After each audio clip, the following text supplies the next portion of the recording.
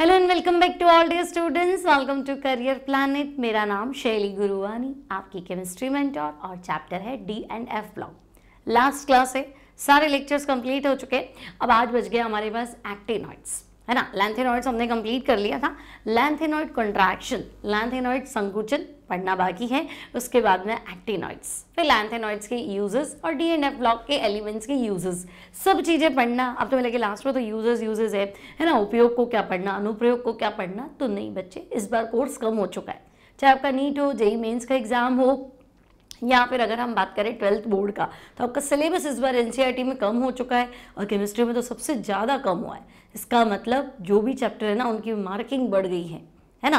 तो अब आपको लाइन टू लाइन हर चीज़ पढ़नी पड़ेगी। यूँ नहीं कि है ना ये चीज़ छोड़ देता हूँ, ये छोड़ देता हूँ, ऐसा मत करना कि उपयोग कौन पढ़ता है, पता चला उसी में से क्वेश्चन आ गया। ठीक है, तो आपको ऐसी ऐसी बातें मिलेगी कि ओहो ये तो इम्पॉर्टेंट था, मैं तो पढ़ने वाला ही नहीं था, है ना। तो नोट्स आप बनाएंगे, एज इट इज़ जो मैं लिखवा रही हूँ वो का वो लिखेंगे, उसको पढ़ के चले जाओ। ठीक है, फाइनल है, आंख बंद करके भरोसा कर सकते हो। फिर भी आपको लगेगी नहीं और पढ़ना चाहिए, तो साथ साथ में एनसीईआरटी लेके बैठो, है ना। आप मैच कर लोगे, हाँ ठीक है ये सारी लाइन्स तो मेरे नोट्स में आ गई है, तो इट्स ओके, वापस उसको पढ़ने की जरूरत नहीं। आपको लगे नहीं ये एक्स्ट्रा लाइन है जो मेरी एनसीईआरटी में है लेकिन इधर नहीं है, तो उसको ऐड कर दो। नोट्स आपको यही काम आएंगे, चाहे आप 12th बोर्ड का एग्जाम दे रहे हैं, चाहे नीट का एग्जाम दे रहे हैं, चाहे जेईई का एग्जाम दे रहे हैं। बेसिक नोट्स से ये पढ़ने के बाद आप इसको एक लेवल अप कर सकते हैं, है ना। थियरी मैंने आपको पूरा कंप्लीट करवा दिया है। ठीक है, तो चलो आज की क्लास स्टार्ट करते हैं। आज का हमारा टॉपिक है लैंथेनॉइड कॉन्ट्रैक्शन, लैंथेनॉइड संकुचन। अब लैंथेनॉइड संकुचन होता क्या है, तो देखो, लैंथेनॉइड संकुचन मतलब लैंथेनम के बाद। ठीक है, लैंथेनॉइड संकुचन अप्लाई कब होगा, तो मैं कहूंगी लैंथेनम के बाद। लैंथेनम पे नहीं अप्लाई होगा, लैंथेनम के बाद। अब इसके बाद तो मैं कहूंगी इसके बाद जो भी एलिमेंट आ रहा है, तो लैंथेनम के बाद आने वाले तत्वों के आकार में, तत्वों के आकार में अचानक कमी आती है।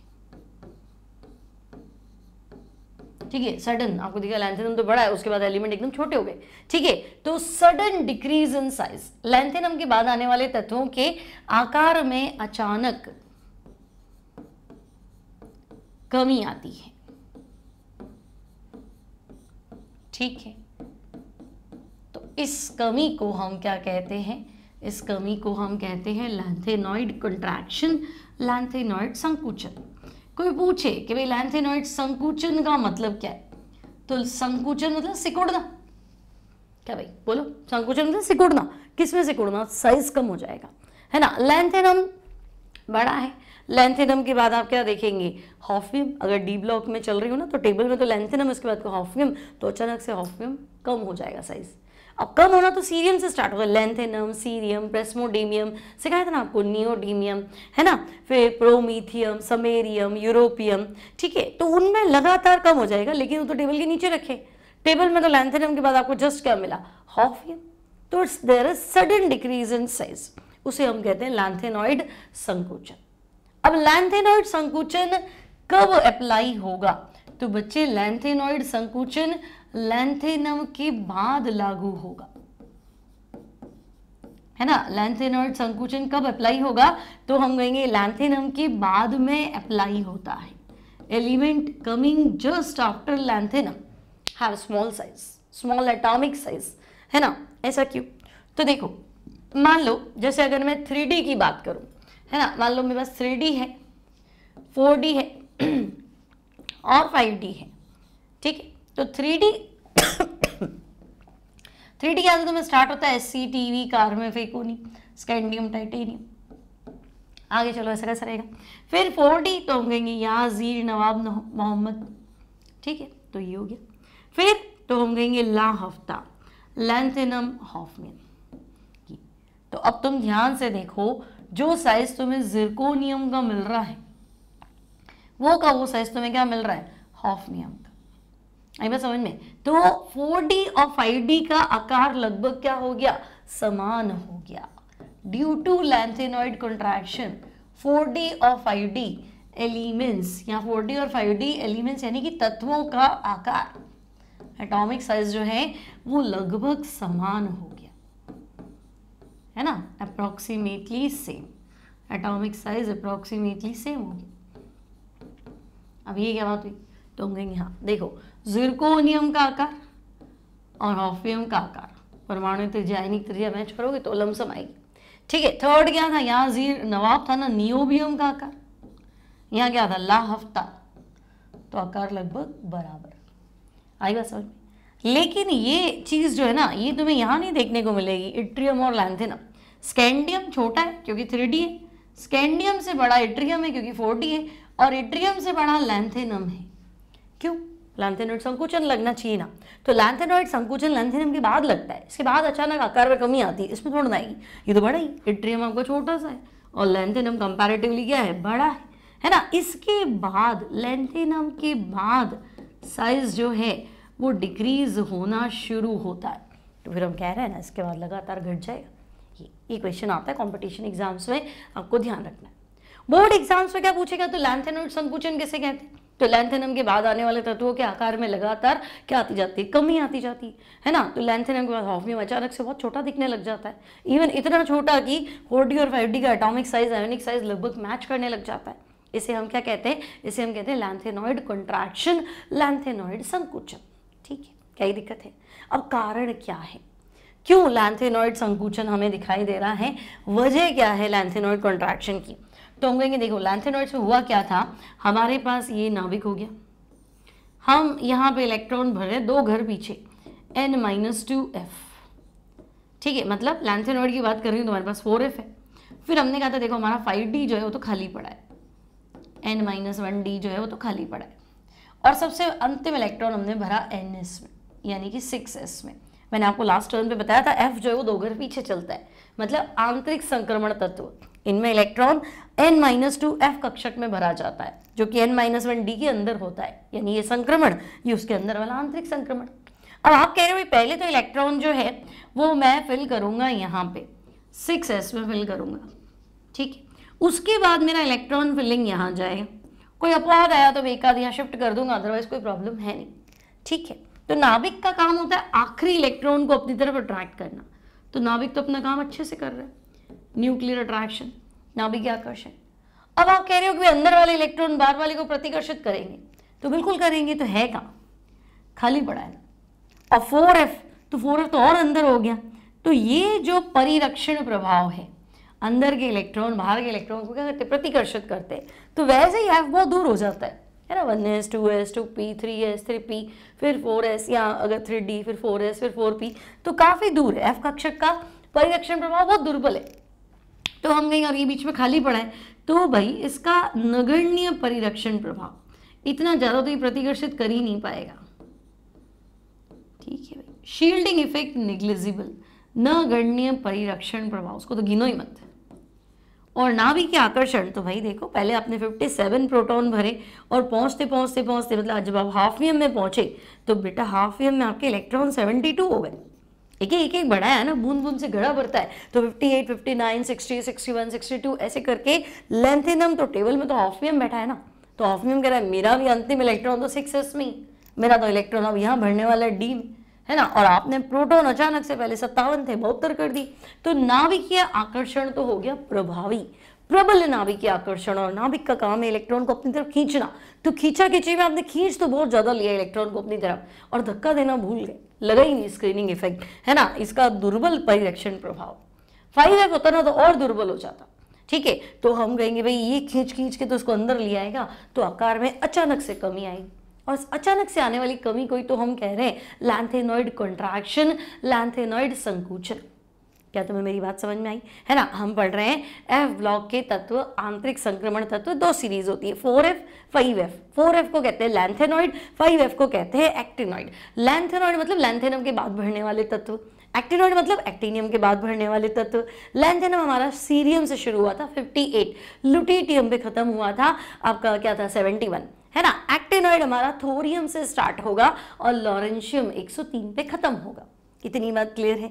लैंथेनॉइड मतलब f में इलेक्ट्रॉन भर रहे हो, f 2 घर पीछे चलता है, मतलब अगर मैं 4f भरना चाहती हूँ ना तो 6s पहले भरना पड़ेगा। तो हमने कहा देखो यहाँ इलेक्ट्रॉन भर दिया, इसके बाद हम यहाँ इलेक्ट्रॉन भर रहे हैं, तो नाभिक का काम है इस इलेक्ट्रॉन को अपनी तरफ खींचना, तो आकर्षण तो प्रबल है। आप 57 से लेके एक एक करके प्रोटॉन पहुंचाते पहुंचाते हॉफियम में जाओगे तो 72 हो जाएगा। है ना, पूरे लैंथेनॉइड्स भरोगे ना तो 71 आपका ल्यूटिटियम आएगा। ठीक है, तो हम कहेंगे भाई यहाँ आकर्षण तो इतना ज्यादा है कि ये अंदर खींच गया। प्रतिकर्षण की बात करें तो F का प्रतिपरिरक्षण प्रभाव, है ना, भारी इलेक्ट्रॉन को प्रतिकर्षित करना, इतना ज्यादा ये स्क्रीन बना नहीं पाता है ना, इतना ज्यादा ये शील्ड कर नहीं पाता है, तो हम कहेंगे इसको धक्का ही नहीं दे पाया, नाभिक को कवर ही नहीं कर पाया, तो परिरक्षण प्रभाव निग्लिजिबल, तो नाभिक ने खींच लिया, नाभिक ने खींच लिया तो इलेक्ट्रॉन अंदर की तरफ आए, तो आकर्षण प्रबल होने के कारण, प्रतिकर्षण दुर्बल होने के कारण आकार में अचानक से कमी आती है। इस sudden decrease in atomic size को लैंथेनॉइड कंट्रैक्शन कहते हैं। क्या बात मेरी क्लियर है? लैंथेनॉइड संकुचन, लैंथेनॉइड कंट्रैक्शन से आप क्या समझते हैं? क्लियर? अब आपको बताना है कि भाई लैंथेनॉइड कंट्रैक्शन जो है वो लैंथेनम के बाद लगता है, और ये बेचारे इतने छोटे हो जाते हैं कि 4D और 5D में हम बता ही नहीं पाते, एटॉमिक साइज में बहुत ज्यादा वेरिएशन है ही नहीं, लगभग बराबर है। लेकिन एट्रियम लैंथेनम यहाँ थोड़ा ना लगेगा, यहाँ नहीं लगेगा, लैंथेनम बड़ा एट्रियम से, इसके बाद एटॉमिक साइज लगातार क्या होती है, घटना स्टार्ट हो जाती है। ठीक है, तो देखो लैंथेनॉइड संकुचन मतलब जब हम लैंथेनॉइड में लेफ्ट टू राइट जाएंगे तो आकार या आयनिक त्रिज्या में अचानक से और कंटिन्यूअसली डिक्रीज होगा, इसे हम लैंथेनॉइड संकुचन कहते हैं। इसके दो कारण हैं, प्रबल नाभिकीय आवेश, प्रभावी नाभिकीय आवेश और परिरक्षण प्रभाव। अब नाभिकीय आवेश तो प्रबल है, खींचाव तो पक्का है ना, तो लैंथेनॉइड में जब हम लेफ्ट टू राइट जाते हैं तो परमाणु क्रमांक बढ़ेगा, परमाणु क्रमांक मतलब नाभिक में प्रोटॉनों की संख्या, तो वो तो लगातार बढ़ रही, तो बाह्यतम कोश के इलेक्ट्रॉन अंदर की तरफ क्या हो रहे होंगे, बहुत ज्यादा अंदर की तरफ खींच रहे, इसलिए आकार में क्या आएगी, लगातार कमी, है ना। मैं हट जाती हूँ बोर्ड से, आप आराम से स्क्रीनशॉट ले सकते हैं। तो आकार में लगातार कमी आने का रीजन तो फिर हमने कहा था ऐसा तो 3D में भी हुआ था, संक्रमण तत्वों में भी हुआ था, लेकिन वहां क्या हुआ था, अंदर वालों ने बाहर वालों को धक्का देना शुरू कर दिया था, वहां परिरक्षण प्रभाव लग गया था, तो हम कहेंगे बैलेंस हो गया, जितना मैं खींच रहा हूं उतना धक्का मुक्की भी चल रही है, तो एटॉमिक साइज लगभग बराबर है। यहाँ धक्का मुक्की तो है ही नहीं, आकर्षण तो प्रबल है, प्रतिकर्षण का पूछो ही मत, निग्लिजिबल है। ठीक है, तो हम कहेंगे ठीक है भाई आकर्षण तो प्रबल था। जब हम परिरक्षण प्रभाव की बात करें तो लैंथेनॉइड में इलेक्ट्रॉन 4f में भरते, 12 5D इनके खाली पड़ा है ना, तो 4f कक्षक के इलेक्ट्रॉन्स का परिरक्षण प्रभाव क्या है, नगण्य है, तो प्रतिकर्षण हुआ ही नहीं, तो आकार में वृद्धि तो हुई नहीं, तो प्रबल नाभिकीय आकर्षण और नगण्य परिरक्षण प्रभाव की वजह से लैंथेनॉइड जो है वो कंटिन्यूअसली एटॉमिक साइज में घटते जाते हैं, इस घटना को लैंथेनॉइड संकुचन कहते हैं। अब ठीक है, लैंथेनॉइड संकुचन मतलब एक चीज दिमाग में बैठ गई कि लैंथेनम के बाद आकार में अचानक से कमी आई, इससे हमें क्या फायदा हुआ, हमें क्या नुकसान हुआ, कॉन्सिक्वेंसेस क्या है लैंथेनॉइड कंट्रैक्शन के।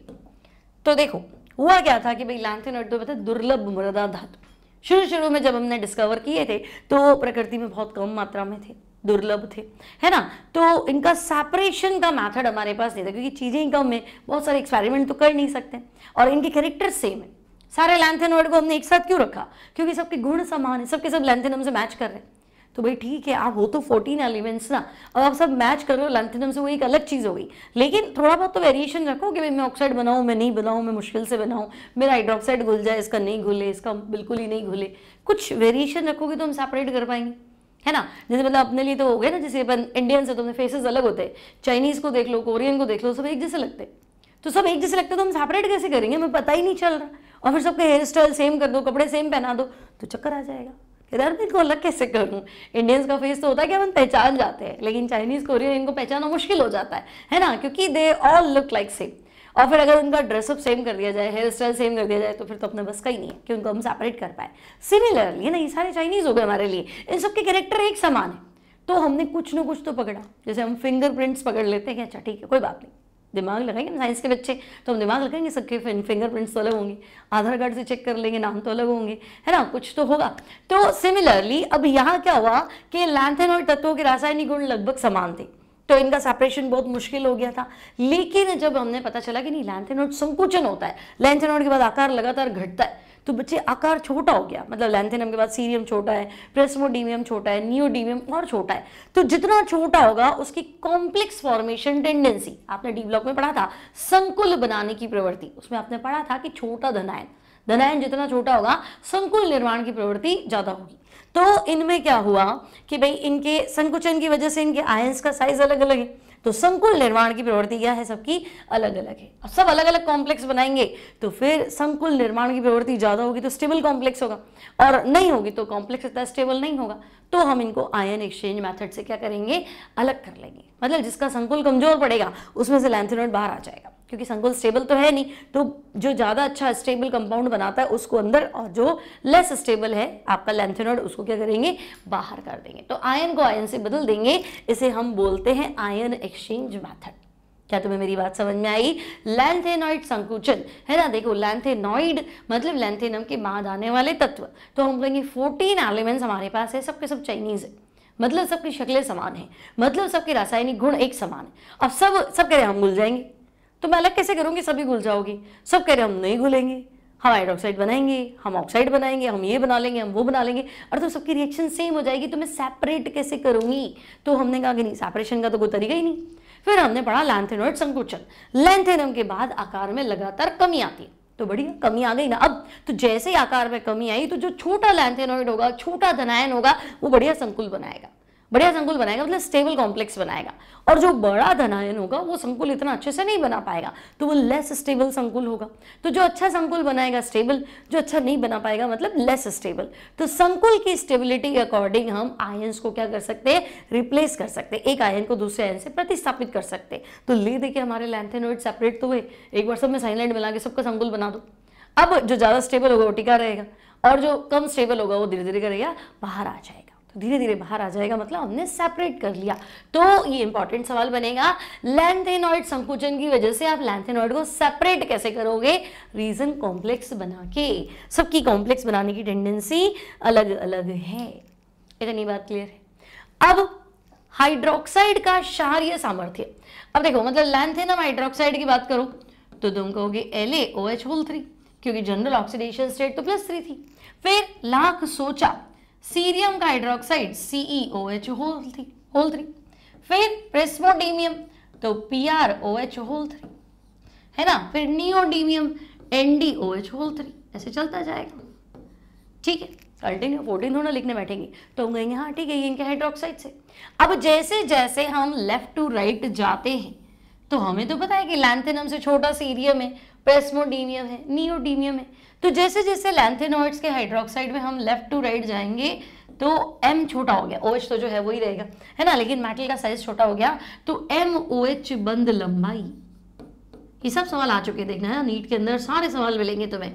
फिर तो बोलेगा अरे यार नोट्स पढ़ लेता, लिख लेता तो बढ़िया रहता, क्योंकि थियरी है ना, न्यूमेरिकल तो है नहीं जो क्या बना लोगे क्या कर लोगे, थियरी है ना, जो रहेगा वो यही रहेगा। थियरी पढ़ लो, आपके क्वेश्चन बन जाएंगे। ठीक है, तो देखो लैंथेनम से नियोडीमियम तक जाएंगे तो OH सेम है, सेम से कंपैरिजन होता नहीं है। तो जो चीज डिफरेंट है भी लैंथेनम, सीरियम, प्रेस्मोडीमियम, नियोडीमियम, आयन अलग अलग है, धातु अलग अलग है, तो हमें पता है इसमें संकुचन होता है, आकार में लगातार कमी आती है, तो बंद लंबाई घट रही। ठीक है, अब बंद लंबाई घट गई तो बंद मजबूत हो गया।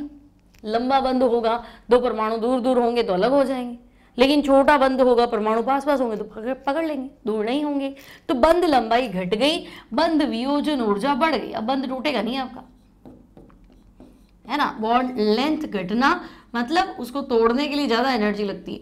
बंद वियोजन ऊर्जा, ठीक है, अपर एरो मतलब बढ़ना और डाउन एरो मतलब घटना, तो हम कहेंगे वियोजन ऊर्जा तो ज्यादा है, तो बंद नहीं टूटेगा, इतना ही कहना चाह रहे हो, तो हम कहेंगे हाँ नहीं टूटेगा। तो नहीं टूटेगा तो OH आयन कैसे देगा, मुश्किल हो जाएगा। तो हम कहेंगे OH आयन देने की प्रवृत्ति, हाइड्रोक्साइड आयन देने की प्रवृत्ति, तो भाई वो तो घट जाएगी, मुश्किल है इसके लिए OH आयन डोनेट करना। अब अगर ये OH आयन नहीं दे रहा है, इसका मतलब इसका क्षारीय सामर्थ्य, बेसिक स्ट्रेंथ, तो वो भी घट रही है। ठीक है, बेसिक स्ट्रेंथ, क्षारीय सामर्थ्य, तो आप बता दो घटेगा, इतनी सी बात है। बात समझ में आई? तो लैंथेनॉइड्स में लेफ्ट टू राइट जाते हैं तो क्षारीय सामर्थ्य में कमी आती है ना। तो अब चाहे ऑक्साइड हो तो भाई ऑक्साइड पानी में जाएगा तो हाइड्रोक्साइड बन ही जाएगा। ठीक है, तो ऑक्साइड हाइड्रोक्साइड का क्षारीय सामर्थ्य लैंथेनम से लुटीशियम हाइड्रोक्साइड तक घटता है। ठीक है, क्यों? तो हम कहेंगे इसकी वजह M+3 आयन का आकार घट जाएगा, बंद लंबाई घट जाएगी, OH त्यागने की प्रवृत्ति कम हो जाएगी, क्षारीय गुण घटेगा, है ना, और सहसंयोजक गुण बढ़ेगा। सहसंयोजक गुण कैसे बढ़ेगा? तो आपने पढ़ा था ना फायान नियम, फेजान्स लॉ, हाँ, फेजांस लॉ के 4 पॉइंट थे, छोटा धनायन, बड़ा ऋणायन, धनायन ऋणायन पर आवेश और स्यूडो इनर्ट गैस कॉन्फ़िगरेशन, क्या बोलते हैं, छद्मक्रिय गैस विन्यास। 4 पॉइंट थे। पहला पॉइंट सिखा रही हूँ, छोटा धनायन, धनायन जितना छोटा होगा माइनस को उतना ही पोलराइज कर देगा, ध्रुवित कर देगा, परेशान करेगा। बच्चा जितना छोटा होता है ना वो बड़ों को तंग कर देता है। हाँ, 1 साल का बच्चा थोड़ा समझदार होता है, लेकिन 1 महीने का बच्चा तो रोने बैठा था, पता ही नहीं चलेगा भाई क्यों रो रहा है, बोल तो सही, बोल तो सकता ही नहीं। 2 साल का और समझदार होता है, 3 साल का और समझदार होता है। तो जितना छोटा धनायन होगा वो माइनस को परेशान कर देता है, पोलराइज कर देता है, बिखेर देता है, उसको तंग हो जाता है माइनस के, यार मेरा शेप ही मेंटेन नहीं हो रहा है, ठीक है। और धीरे से उसका कहता है इलेक्ट्रॉन्स को शेयर कर लेता है। जितना छोटा बच्चा होता है ना, हमें उसके साथ क्या करना पड़ता है, बच्चा बनना पड़ता है, यार ये जीना तो देगा नहीं, अब मैं इसके साथ बच्चा ही बन जाता हूँ। सेम चीज, तो छोटा धनायन माइनस को बिखेर देता है, ध्रुवित कर देता है, शेयर करवा लेता है कि मैंने तूने लिए कैसे मेरे इलेक्ट्रॉन, हाँ लेने ही नहीं दूंगा, ट्रांसफर नहीं करे, वापस दे दे, तो फिर वो शेयरिंग हो जाती। तो शेयरिंग का मतलब समझते हो, साझा, और साझा मतलब सहसंयोजक, है ना। तो फिर धनायन जितना छोटा होगा, तो हम कहते हैं धनायन तो घटता जा रहा है, हम तो पढ़ ही रहे हैं, लैंथेनॉइड संकुचन, लैंथेनॉइड संकुचन, कंटिन्यूअसली आकार में कमी आ रही है। लैंथेनॉइड संकुचन की वजह से लैंथेनॉइड आकार में छोटे होते जा रहे हैं, तो छोटा धनायन मिल रहा है। छोटा धनायन तंग करेगा, शेयरिंग करवाएगा, सहसंयोजक गुण बढ़ाएगा, तो यही तो लिखा है, सहसंयोजक गुण बढ़ते हैं। बात समझ में आ गई, कोई तकलीफ नहीं, क्लियर है। लैंथेनॉइड संकुचन क्या होता है, लैंथेनॉइड संकुचन के परिणाम, लैंथेनॉइड को सेपरेट करने में हमें फायदा हो गया, है ना। हमने कोई तो पॉइंट पकड़ लिया जिससे हम इन सबको क्या कर सकते हैं, ट्रिक मिल गई कि इनको अलग कर सकते हैं, है ना, कॉम्प्लेक्स बनाने की वजह से। फिर हाइड्रोक्साइड का बेसिक स्ट्रेंथ, तो आकार लगातार घट रहा है, क्षारीय सामर्थ्य इनका लगातार घट रहा है और कोवेलेंट कैरेक्टर बढ़ रहे हैं। फिर अब ये मैंने तुम्हें शुरू में सिखा दिया था कि लैंथेनॉइड संकुचन की वजह से 4D और 5D, भाई लैंथेनम किस में रखा हुआ है, 5D में ना, तो 5D और ऊपर से नीचे आते तो आकार बढ़ना चाहिए ना, तो हम कहेंगे बढ़ा ही नहीं, लैंथेनम के वाले एलिमेंट छोटे ही रह गए, तो 4D और 5D के आकार में क्या होता है, आकार लगभग समान हो जाते हैं, ठीक है। तो लैंथेनॉइड की वजह से 5D तत्वों का आकार छोटा हो जाता है और इनकी एटॉमिक रेडियस जो है, यानी 4D और 5D जो है वो आपको लगभग सेम एटॉमिक साइज के मिल जाते हैं।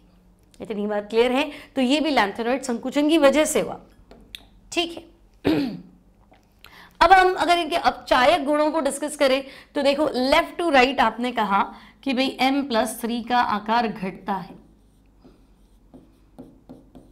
ठीक है, M+3 का आकार घटता है, तो बेटा अब इसे 3 इलेक्ट्रॉन तो दे दिए, अब देगा क्या इलेक्ट्रॉन, तो हम कहेंगे नहीं अब नहीं देगा, तो इनके SRP के नेगेटिव वैल्यूज कम हो जाते हैं। अपचयन विभव, है ना, दूसरे का अपचयन करना, खुद का ऑक्सीकरण करना, तो क्यों ऑक्सीकरण करे, छोटा हो गया ना, धनायन जितना छोटा होता है अपने इलेक्ट्रॉन को पकड़ लेता है ना। भाई फैमिली छोटी होगी तो अपने मेंबर्स का ध्यान रख लेगी, बड़ी होगी तो पता ही नहीं चलेगा इतने लोगों को संभालेंगे कैसे, तो आप कह रहे हो नहीं धनायन का आकार छोटा होता जा रहा है और वैसे 3 इलेक्ट्रॉन खो चुका है ना, तो आप बोलोगे इलेक्ट्रॉन त्यागने की प्रवृत्ति घट जाती है। अब इनसे इलेक्ट्रॉन छुड़वाओ तो हम कहेंगे नहीं भारी काम है भाई, इलेक्ट्रॉन त्यागने की प्रवृत्ति इनकी घटने लगती है, ठीक है। तो इलेक्ट्रॉन त्यागने की प्रवृत्ति घट गई तो इनके SRP मानक अपचयन विभव, है ना, SRP के नेगेटिव मान, मतलब SRP नेगेटिव है, यानी मतलब वो दूसरे का अपचयन करना चाहता है और खुद का क्या, सॉरी खुद का अपचयन करना चाहता है, उसका वैल्यू क्या है, नेगेटिव, तो मैं अपना खुद का अपचयन अब नहीं करना चाहता हूँ, तो नेगेटिव वैल्यू घट रही है ना, कि मतलब अब मेरी इलेक्ट्रॉन ग्रहण करने की प्रवृत्ति जो है वो है, अब मेरी नेगेटिव वैल्यू नहीं है, नेगेटिव मतलब खुद का रिडक्शन नहीं होगा ऐसे, तो हम कहेंगे SRP के नेगेटिव मान इनके घटने लगते हैं, ठीक है। तो अब आप कह रहे हो कि दूसरे का अपचयन करना मुश्किल है क्योंकि इलेक्ट्रॉन त्यागने की प्रवृत्ति घट रही है, मैं इलेक्ट्रॉन छोड़ूंगा, मेरा ऑक्सीकरण होगा तभी तो सामने का अपचयन होगा, तो आप कह रहे मेरे तो इलेक्ट्रॉन त्यागने की प्रवृत्ति घट रही, तो अब मैं खुद ही इलेक्ट्रॉन दूंगा नहीं तो सामने वाला अपचयित कैसे होगा, तो कुल मिला के कहना चाह रहा है अपचायक गुण घटते हैं, है ना, अपचायक गुण और SRP की वैल्यू इनवर्स होती है, ठीक है। अब यहाँ ये नेगेटिव वैल्यू इसलिए दोनों सेम आ गए, इतनी बात क्लियर है, ये यहाँ तक कोई दिक्कत नहीं। तो आपको सीधा ये ध्यान रखना है कि भाई देखो लेफ्ट टू राइट धनायन के आकार में कमी हुई, धनायन के आकार में कमी मतलब वो इलेक्ट्रॉन छोड़ेगा नहीं, अब अपने इलेक्ट्रॉन को होल्ड करेगा, अब अगर खुद इलेक्ट्रॉन त्यागेगा, खुद का ऑक्सीकरण होगा तभी तो सामने वाले का अपचयन होगा, तो आप कह रहे नहीं मेरे तो ऑक्सीकरण हो ही नहीं रहा, तो सामने वाले का अपचयन कैसे करोगे, तो नहीं करोगे ना, तो अपचायक गुणों में भी क्या आ रही है, कमी आ रही है। तो लैंथेनॉइड संकुचन के कारण इनके आकार में कमी होने की वजह से इनके क्या बोलते हैं अपचायक गुणों में भी क्या आ जाती है, कमी आ जाती है। इतनी बात क्लियर है, ठीक है। तो ये है आपके लैंथेनॉइड संकुचन और उसके क्या बोलते हैं उसके कॉन्सिक्वेंसेस क्या है, परिणाम क्या क्या हुए, वो हमने डिस्कस कर लिया। अब हम देख लेते हैं लैंथेनॉइड्स के यूजेस क्या है, लैंथेनॉइड तत्वों के उपयोग। अब देखो लैंथेनॉइड का सबसे इंपॉर्टेंट यूज है मिश्र धातु। मिश्र धातु मतलब एक तरह से मिश्र धातु ही है, लेकिन स्पेसिफिक नेम दिया मिश्र धातु क्योंकि स्पेशली लैंथेनॉइड का मिश्र धातु है। मतलब लैंथेनॉइड तो मिलाया 90 से 95% तो लैंथेनॉइड ही मिलाया, उसमें भी 30-40% तो हमने सीरियम मिलाया, है ना। मिश्र धातु, लैंथेनॉइड के मिश्र धातु को मिश्र धातु कहते हैं। 90 से 95% इसमें लैंथेनॉइड्स ही मिलाने हैं, उसमें भी 30-40% हम क्या मिला लेंगे, सीरियम मिला लेंगे। फिर हल्के लैंथेनॉइड मतलब नियोडीमियम, प्रेस्मोडीमियम ये मिलाएंगे, ठीक है। और एक्स्ट्रा में क्या मिलाएंगे बाकी 5% में, तो हम कहेंगे देखो आयरन मिलाएंगे 5% सबसे ज्यादा, उसके अलावा carbon, sulphur, silicon, calcium, aluminium traces सूक्ष्म मात्रा में, है ना, ये सब मिलाएंगे, लेकिन ये बहुत ही कम अमाउंट के अंदर सूक्ष्म मात्रा में उपस्थित होते हैं, ठीक है। अब अगर मैं मिश्र धातु को कॉपर में मिलाऊं तो कॉपर और ज्यादा हार्ड हो जाएगा, कॉपर पे जंग नहीं लगेगा। अगर मैं मिश्र धातु को मैग्नीशियम में मिलाऊं तो पायरोफोरिक हो जाएगा, आग पकड़ने वाला, तो हम उससे लाइटर बना सकते हैं, चाहे सिगरेट का लाइटर बनाओ चाहे गैस का लाइटर बनाओ, सिगरेट क्या बोलते हैं सॉरी कोई भी लाइटर बनाओ, लाइटर बन जाएगा क्योंकि वो पायरोफोरिक होता है। बात समझ में आई। हम पढ़ रहे हैं लैंथेनॉइड के उपयोग। लैंथेनॉइड के उपयोग में हमने पढ़ा मिश्र धातु। एग्जाम में क्वेश्चन क्या है, मिश्र धातु से आप क्या समझते हैं, तो मिश्र धातु मतलब मिश्र धातु, सही, लेकिन ऐसा मिश्र धातु जिसमें लैंथेनॉइड होना जरूरी है। लैंथेनम नहीं कह रही हूँ, लैंथेनॉइड्स कह रही हूँ, लैंथेनम के बाद वाले एलिमेंट्स होना जरूरी है ना, वो भी 90 से 95%, है ना, उसमें भी मैक्सिमम 40% तो सीरियम मिलाना है, उसके अलावा नियोडीमियम मिला लो, प्रेस्मोडीमियम मिला लो और आगे वाले एलिमेंट्स मिलाते जाओ। आई बात समझ में। फिर काम क्या है, अपचायक, दूसरे को अपचयित करेंगे, स्वयं क्या हो जाएंगे, ऑक्सीडाइज, मतलब खुद ऑक्साइड बना लेंगे अपना और सामने वाले को रिड्यूस करेंगे, ठीक है। तो 95% तो ये है, एक्स्ट्रा क्या है तो हम कहेंगे आयरन, और इसके अलावा कार्बन, सल्फर, सिलिकॉन ट्रेसेस में। फिर कॉपर में मिलाया तो कॉपर हार्ड हो गया, जंग रोधी हो गया। फिर हमने मैग्नीशियम बेस्ड, देखो मैग्नीशियम वाला मिश्र धातु है, अच्छा ये बंदूक की गोली, बुलेट्स बनाने के काम आता है, कवच बनाने के काम आता है, या बंदूक की गोली छर्रे होते हैं ना वो काम आता है, उसमें काम आता है। फिर मैग्नीशियम वाले मिश्र धातु आपके पायरोफोरिक होते हैं, सिगरेट या गैस लाइटर बनाने के काम आता है, ठीक है। तो ये तो मिश्र धातु का यूज है। लैंथेनॉइड्स क्या काम आते हैं, तो लैंथेनॉइड्स मोस्टली स्टील प्रोडक्शन में काम आते हैं, स्टील निर्माण में काम आते हैं, स्टील प्रोडक्शन में काम आते हैं, है ना, मतलब लोहे के साथ आप लैंथेनॉइड्स मिला लो और बढ़िया अलग अलग तरह के स्टील बनाओ, ठीक है। तो इनका सबसे ज्यादा उपयोग प्लेट और पाइप बनाने के लिए स्टील मिश्र धातु बनाने में करते हैं। स्टील की प्लेटें हर जगह लग रही है, पाइप्स हर जगह यूज हो रहे हैं, वहां इनका यूज है, क्लियर है, कोई टेंशन नहीं। इसके अलावा और क्या काम आते हैं, तो देखो सीरियम की नेचर है कि वो टेम्परेचर भी एब्जॉर्ब कर लेता है और पराबैंगनी प्रकाश को भी एब्जॉर्ब कर लेता है। अब ताप मतलब कितनी गर्मी हो तो हमारी आईज को क्या होता है, हीट फील नहीं हो, एकदम ठंडा ठंडा लगे। और अल्ट्रावायोलेट रेज जो आंखें जलने लग जाती है ना, बहुत बार धूप में निकलते हैं, है ना, लाल हो जाता है स्किन, आंखों से पानी आने लग जाता है, तो हम ना रेबेन के ग्लासेस यूज करते हैं, बढ़िया वाले ग्लास है ना। तो मेरे चश्मे इतने महंगे क्यों है, चश्मा तो 100 रुपये में भी आ रहा है, चश्मा 10,000 रुपये में भी आ रहा है, तो ऐसा क्या कर दिया भाई, है ना। तो वो ग्लास की कॉस्ट है, तो यूवी प्रोटेक्शन दे रहा है कि नहीं दे रहा है, हीट प्रोटेक्शन दे रहा है कि नहीं दे रहा है, उसके अकॉर्डिंग तो वहां काम आता है आपका सीरियम का ऑक्साइड CeO2। तो सीरियम टेम्परेचर और यूवी लाइट दोनों को एब्जॉर्ब कर लेता है, इसलिए इसको सबसे ज्यादा चश्मे बनाने में यूज करते हैं, ठीक है। सिमिलरली नियोडीमियम और प्रेस्मोडीमियम के ऑक्साइड रंगीन कांच बनाने में काम आते हैं। फिर सीरिया गैस मेटल बनाने में, ग्लास पॉलिश करने में, तो ये सबसे ज्यादा यूज आने वाली चीजें हैं, है ना। तो वहाँ ये गैस मेटल होता है ना, मतलब वो क्या बोलते हैं, जैसे एक तो अपना नॉर्मल घर वाला गैस होता है, एक होता है सिंपल जिसमें नीचे तो गैस भर दो, ऊपर वो गैस जलेगा कैसे, आग कैसे पकड़ेगा, तो उसका मेटल होता है, वैसे तो गैस मेटल बनाने में काम आता है, ठीक है। और भी है फ्लिंट ग्लास वगैरह बनाने में इनके यूजेस होते हैं। अब हम चलते हैं एक्टिनॉइड्स। तो भाई एक्टिनॉइड्स क्या है, तो हम कहेंगे एक्टिनियम के बाद आने वाले एलिमेंट्स, है ना, एक्टिनियम के बाद आने वाले तत्व है कि नहीं। जो लैंथेनम के बाद आया वो लैंथेनॉइड, एक्टिनियम के बाद आया तो हम कहेंगे एक्टिनॉइड्स।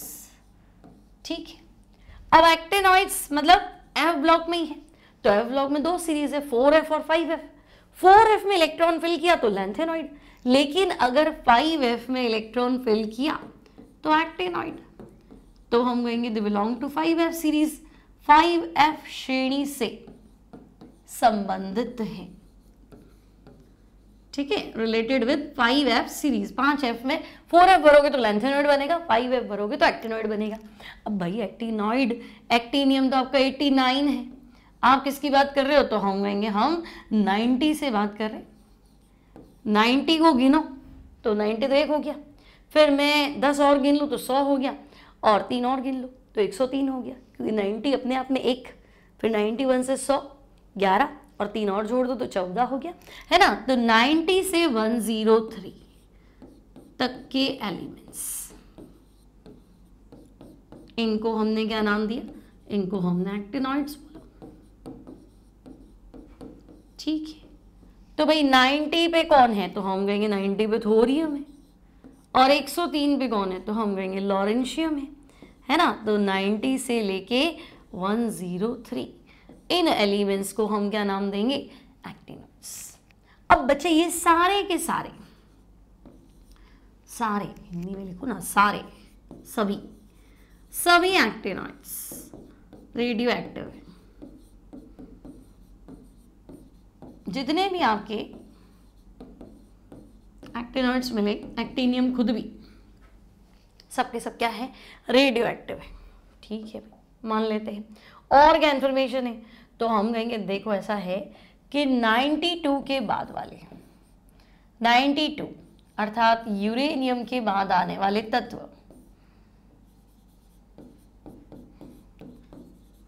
ठीक है, यूरेनियम के बाद आने वाले तत्व, यूरेनियम के बाद आने वाले एलिमेंट्स को हम बोलेंगे ट्रांस यूरेनिक एलिमेंट, परा यूरेनियम तत्व, क्योंकि after elements coming after uranium, uranium के बाद आ रहा है, और सबके सब मैन मेड है। मैन मेड मतलब मानव निर्मित। डाल्टन पे आओ, किसी तत्व को परमाणु न तो उत्पन्न किया जा सकता है न नष्ट किया जा सकता है, डाल्टन तो कहीं हो गया, वापस जन्म लेके आ गया गौरयानी, उत्पन्न तो कर ही सकता हूँ, बना लिए। यूरेनियम के बाद सारे मैन मेड एलिमेंट है, तो हम कहेंगे यूरेनियम के बाद आने वाले तत्व क्या है, मैन मेड, मानव निर्मित तत्व है ना, मानव निर्मित तत्व है, यानी कि संश्लेषित तत्व है। ठीक है, और आपको इसका नाम याद रखना भाई, है ना, इनको ट्रांस यूरेनिक एलिमेंट्स कहते हैं, परा यूरेनियम तत्व। ये सवाल मिलेगा आपको फिर से, इन्हें परा यूरेनियम तत्व, परा यूरेनियम तत्व, ट्रांस यूरेनिक एलिमेंट्स कहते हैं। बोलो, इतनी बात समझ में आई क्या? याद कर लिया करो साथ साथ में, ट्रांस यूरेनिक एलिमेंट्स कहते हैं, याद कर लिया करोगे। ठीक है, वापस माता बच्ची कहने की जरूरत नहीं, इतनी बार पढ़ाया, इतनी बार पढ़ाया, याद हो जाना चाहिए आपको। ऐसा लगना ही नहीं चाहिए कि मैं पढ़ रहा हूँ, ऐसा कभी नहीं लगना चाहिए कि मैं पढ़ रहा हूँ, आज तो केमिस्ट्री क्लास है, ब्लॉक की आखिरी क्लास है, ओ मैं पढ़ रहा हूँ। क्या पढ़ रहा हूँ? मैं बातें कर रहा हूँ, है ना, मैं नॉर्मल जनरल इंफॉर्मेशन है वो ले रहा हूँ। ऐसा क्या पढ़ा दिया मैंने तुम्हें आज जो तुम्हें वो ब्लॉक की आखिरी क्लास इंपॉर्टेंट है, पढ़ लेता हूँ, नोट्स बना लेता हूँ। नोट्स बनाने इंपॉर्टेंट है, लेकिन ऐसा क्या है, ठीक है ना, आपको पढ़ा रही हूँ एक्टिनॉइड्स। क्या होता है? एक्टिनियम के बाद आता है, एक्टिनियम का परमाणु क्रमांक 89, बाद वाले बोल रहे हो तो 90, 14 लैंथेनॉइड होते हैं, 14 एक्टिनॉइड होते हैं, तो 90 से 14 गिन लो, 103। 90 पे कौन है? थोरियम। 103 पे कौन है? लॉरेंशियम। फिर सबके सब तुम कहेंगे तो नाम ही ऐसे, एक्टिनियम, थोरियम, प्रोएक्टिनियम, ये सबके सब मैन मेड एलिमेंट है ना, सारे के सारे। मतलब यूरेनियम के बाद वाले तो सारे के सारे क्या है? Man made element. तो यूरेनियम के बाद वाले को हम ट्रांस यूरेनिक या परा यूरेनियम कहते हैं, और बाकी भी एक्टिनॉइड वो सीधे नहीं है, सबके सब क्या है? रेडियो एक्टिव है। अब इसमें क्या है, और रेडियो एक्टिव ना इनको पढ़ना बहुत मुश्किल है। स्टार्टिंग वाले है ना, इनकी हाफ लाइफ है ना भाई, रेडियो एक्टिव है मतलब तुम्हें समझ में आ गया ना, एक फिक्स टाइम में आधे हो जाते हैं। अभी 100 ग्राम रखूंगी ना, थोड़ी देर में क्या हो जाएगा, उनका हाफ लाइफ पीरियड होता है कि इतने समय में ये 100 ग्राम का 50 ग्राम हो जाएगा, फिर 50 ग्राम का 25 हो जाएगा, फिर 25 का 12.5 हो जाएगा। तो मान लो मैं सो गई और वापस आई तो भाई खत्म ही हो गया, तो स्टडी कैसे करूँ।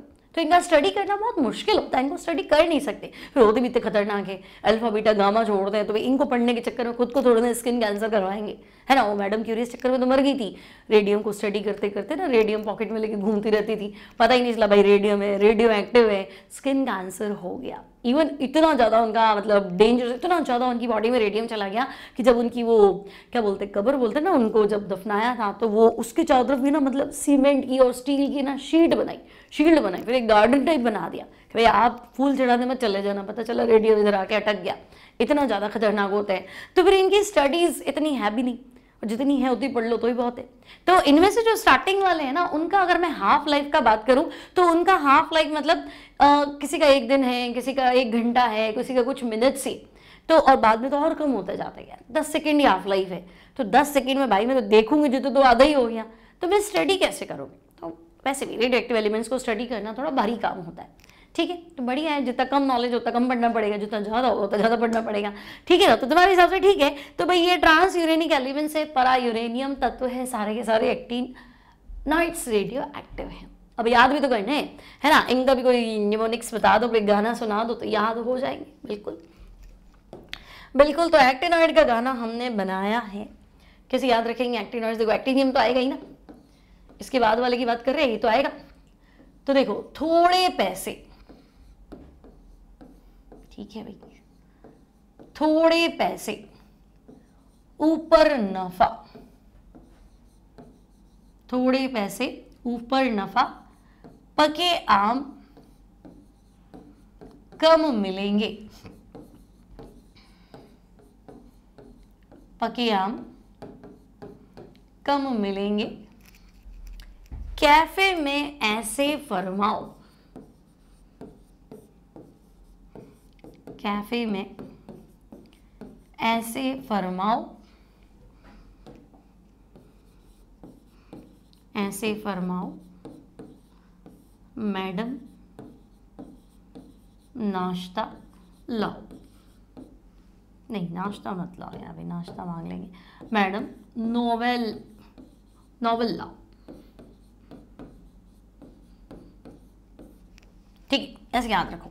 अब ये थोड़ा ठीक ही है ना, इसमें कोई दिक्कत है नहीं। थोड़े मतलब थोरियम, बोलो थोड़े मतलब थोड़ी, थोरियम 90। पैसे मतलब प्रोएक्टिनियम, ऊपर मतलब यूरेनियम, ठीक है। नफा मतलब नेपच्यूनियम। अब पक्के में पीके नहीं करना, पीके कुछ नहीं होता, सिर्फ आमिर खान की मूवी है पीके और कुछ भी नहीं है। यहाँ पीयू है ना।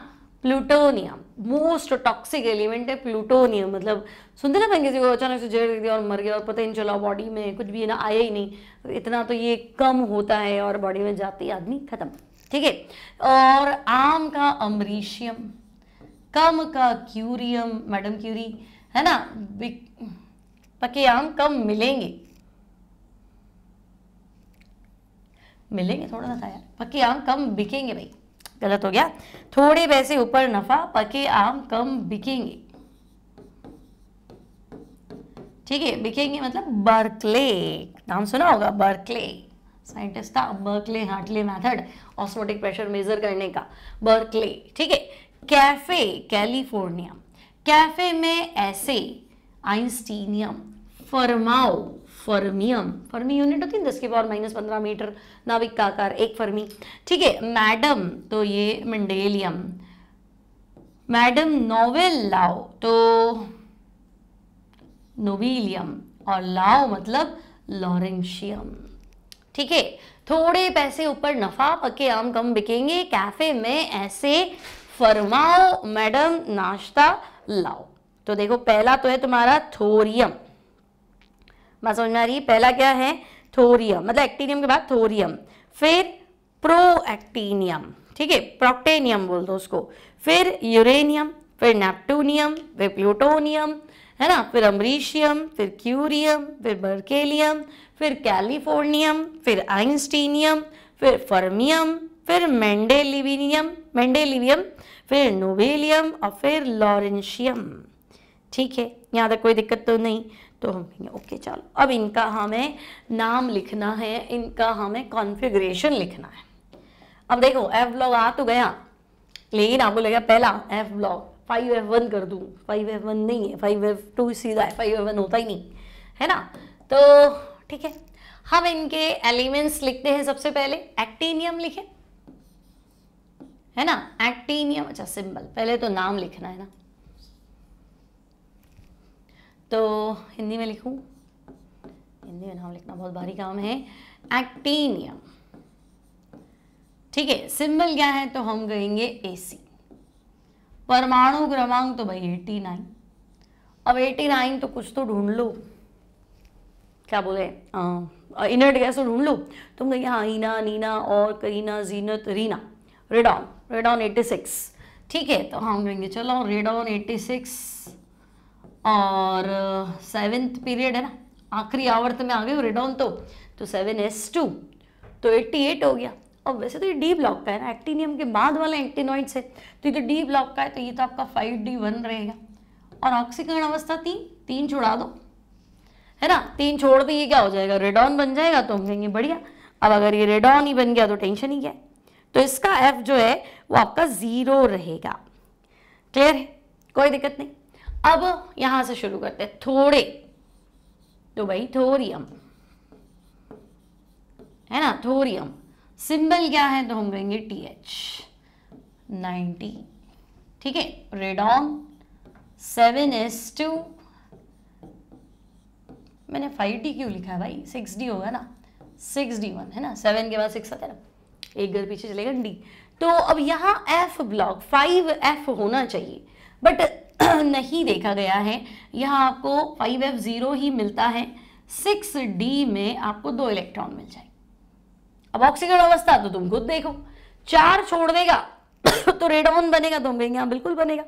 4 छोड़ देगा तो रेडॉन बन जाएगा, और अगर 3 छोड़ देगा, क्योंकि जनरल ऑक्सीडेशन स्टेट जो होती है इनकी वो 3 भी होती है, तो हम कहेंगे ठीक है भाई 3 भी छुड़वा दो, और तो और क्या करो 4 भी छुड़वा दो, है ना। तो मोस्टली हम क्या करते हैं, इससे 4 इलेक्ट्रॉन छुड़वा सकते हैं। तो हमने इसका ऑक्सीडेशन स्टेट भी लिखा है, कोई दिक्कत नहीं है ना। 3 भी होगा, लेकिन 3 में जब ये +3 बनाएगा ना, तो ये हाँ ये खास बात है इसकी, देखो इसकी खास बात यहाँ लिखेंगे। देखो थोरियम की बात करूं, तुम कहोगे थोरियम तो आपका 90, तो 86 पे मेरे पास गैस है रेडॉन, है ना। अब इसके बाद भरो तो आपका 7s2,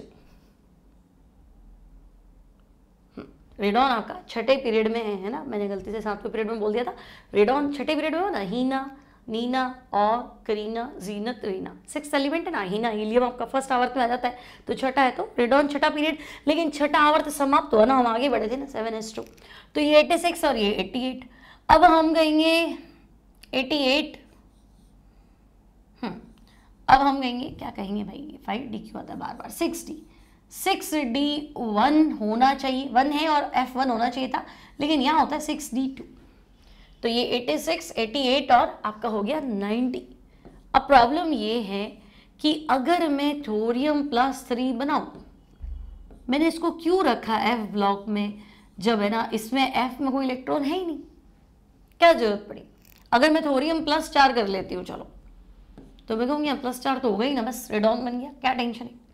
तो अब मुझे यहाँ F में इलेक्ट्रॉन दिख ही नहीं रहा, तो मैं F ब्लॉक में क्यों डाला, तो ये कह रहा है ठीक है अभी नहीं दिख रहा, लेकिन रेडियो एक्टिव एलिमेंट्स है ना, तो इसमें क्या है कि जब आप थोरियम +3 बनाओ, मतलब जब ये अपने 3 इलेक्ट्रॉन खो देगा, तो उसका जो आपका इलेक्ट्रॉन है ना 6D, वो आपको 6D में नहीं दिखेगा। उस सिचुएशन में आपको इसका इलेक्ट्रॉन 5F में मिलेगा। तो चूंकि इसके आयन में इलेक्ट्रॉन F कक्षक में है, इसलिए मैंने इसको एक्टिनॉइड में रखा है, F ब्लॉक में रखा है, 5F में रखा है। नहीं तो बोलने में आते हैं कहाँ भैया F में तो ही नहीं, फिर आप ऐसे कैसे F में रख रहे हो, बात तो आप सही कह रहे हो, लेकिन रखना पड़ेगा। रीजन समझ में आ गया क्यों रखना पड़ेगा, तो हम कहेंगे देखो है ना। जब हम थोरियम +3 बनाते हैं तब हमें इसका इलेक्ट्रॉन कहाँ मिल रहा है, तो हमें इसका इलेक्ट्रॉन मिल रहा है 5f1 के अंदर। ठीक है भाई, आगे बढ़ते हैं। ये हो गया थोड़े पैसे प्रोक्टेनियम। ठीक है, हम आगे बढ़ जाते हैं। तो अब मेरे पास है थोड़े पैसे ये आपके है प्रोक्टेनियम।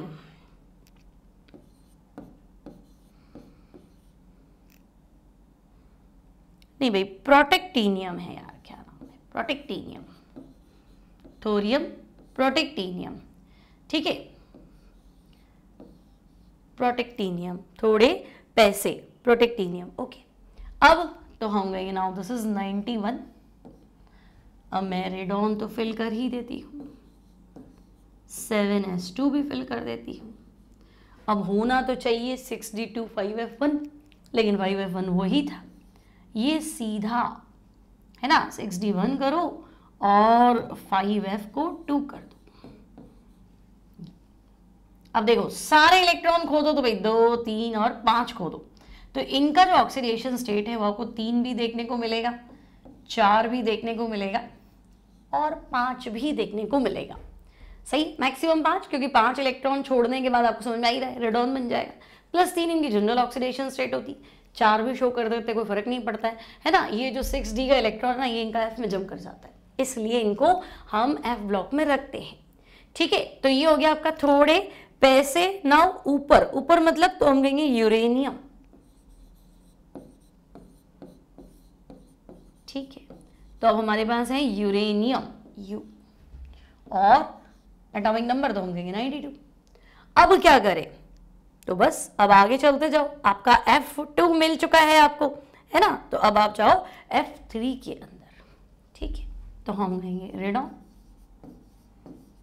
7s2 6d1 and this is 5f3। अब देखो मैक्सिमम कितने इलेक्ट्रॉन छुड़वा ज्यादा से ज्यादा कितने छोड़ देगा, तो हम कहेंगे मैक्सिमम इससे हम छुड़वा सकते हैं 6 कि नहीं, बोलो। अगर मैं इससे 6 इलेक्ट्रॉन छुड़वा दूं यूरेनियम से तो फिर ये वापस इनर्ट गैस बन जाएगा। तो यहाँ जो ऑक्सीडेशन स्टेट देखने को मिलेगी आपको 3 मिल जाएगी, 5 भी मिल जाएगी और 6 भी मिल जाएगी। ठीक है, तो जितनी याद रहे हो तो याद रखने को जरूरी नहीं है, सारी याद रखो। तो यहाँ पे आपको 3, 5 और 6 ऑक्सीडेशन स्टेट देखने को मिलेगी।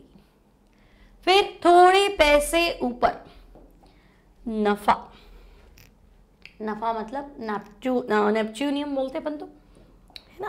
तो नेप्टूनियम लिखो चाहे नेपच्यूनियम लिखो, अब वो एक ही बात है। ठीक है, Np, और ये हमारा हो गया 93। क्लियर। अब इसमें क्या कर सकते हैं, तो आपको F में आगे बढ़ना है ना। तो आपके पास 5f3 था, अब आप आगे बढ़ जाओ तो आपके पास हो जाएगा 5f4। ठीक है, now this will be radon 7s2 6d1 5f4।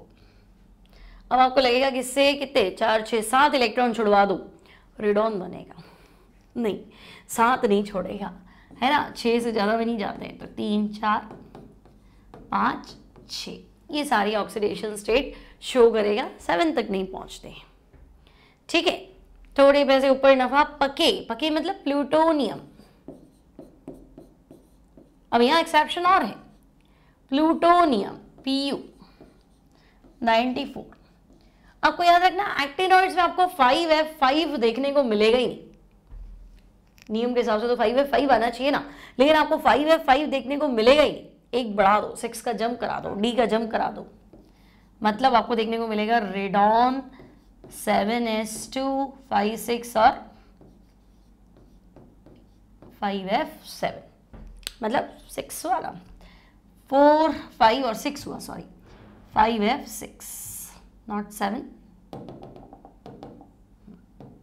5f6। ठीक है,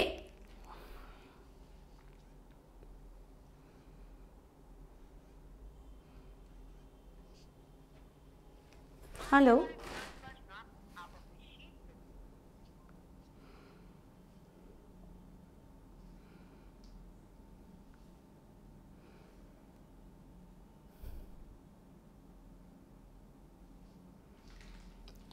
क्लियर? तो यहाँ आपको एक्सेप्शन मान लो, प्लूटोनियम में आपको जो कॉन्फ़िगरेशन देखने को मिलेगा वो आपको, एक्सेप्शन तो क्या फिर आपको सारे ऐसे ही लगेंगे, यहाँ तक कोई दिक्कत नहीं है। ऑक्सीडेशन स्टेट तो वापस वही है ना, इसमें भी क्या होगी तो हम कहेंगे भाई सब में 3 थी तो इधर 3 तो है ना, 4 भी होती है, 3 4 5 और 6, ठीक है। अमरीशियम तक 3 4 5 6 सब होगी, इसके बाद घटना चालू हो जाएगी, तो 3 4 5 और 6, ठीक है। ये कोई बहुत ज़्यादा इंपॉर्टेंट नहीं है, आप सिर्फ कॉन्फ़िगरेशन पे ध्यान दें तो भी आपका काम बन जाएगा, है ना। लेकिन कंपटीशन में क्या थोड़ा ज़्यादा ही पूछते हैं तो आपको थोड़ा देखना है। चलो, तो कहाँ तक पहुँच गए थे हम? प्लूटोनियम तक पहुँच गए थे। प्लूटोनियम यानी 94 तक हो गया था, है ना। अब हम बढ़ते हैं 94 के आगे 95, थोड़े पैसे ऊपर नफा पके हो गया आम। तत्व कौन सा है? अमरीशियम, ठीक है, अमरीशियम AM, है ना। 94 के बाद क्या आ गया? 95 आ गया। कॉन्फ़िगरेशन पे जाओ तो अब ये तो F7 में पहुंचेगा ना, इसमें तो कोई टेंशन थी ही नहीं। रेडॉन 86, 7s2 88, ठीक है। अब मेरे पास बचे हैं कितने? 88 और 7 का ही तो गैप आ रहा है, तो 7 में क्या हम इसको हाफ फिल्ड कर दें क्या? 4F7, है ना। पिछली बार भी हमारा क्या था? D खाली था, 6D0 था, है ना।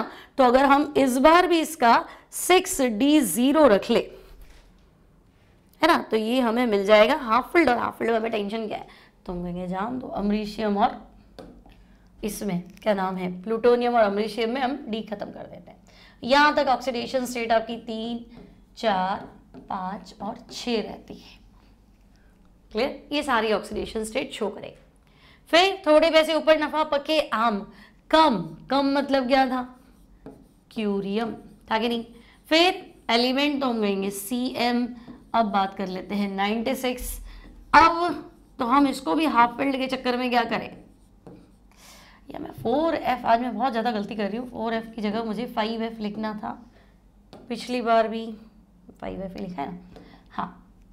तो अब मैं क्या करूँ, 6D1 कर देती हूँ ताकि ये हाफ फिल्ड रह जाए, है ना।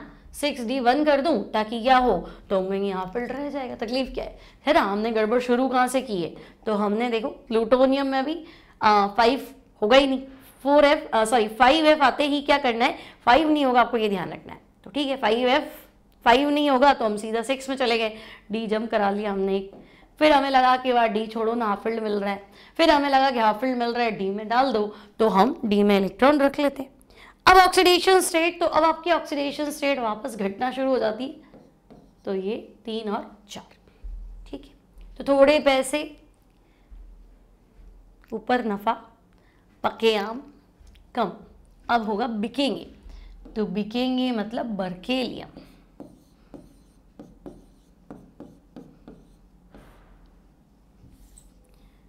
बर्केलियम, ठीक है। साइन तो हम कहेंगे BK, एटॉमिक नंबर तो हम कहेंगे 97। अब ना चाहते हुए भी तो हम कहेंगे चाहो ना चाहो, अब तो आपका हाफ फिल्ड वाला सपना टूट गया, है कि नहीं। अब हमारा हाफ फिल्ड वाला कॉन्फ़िगरेशन तो रहा नहीं तो हम क्या करें, तो हम 5F8 कर ले या D खाली कर ले, तो आपका हो जाएगा 5F9, ठीक है। तो रेडॉन 7s2, 5F8 होना चाहिए, हमारे पास आ जाएगा 5F9। ऑक्सीडेशन स्टेट अगेन आपको मिलेगी 3 और 4, ठीक है। फिर थोड़े पैसे कम, थोड़े पैसे ऊपर नफा पके आम कम बिकेंगे कैफे, कैफे मतलब कैलिफोर्नियम,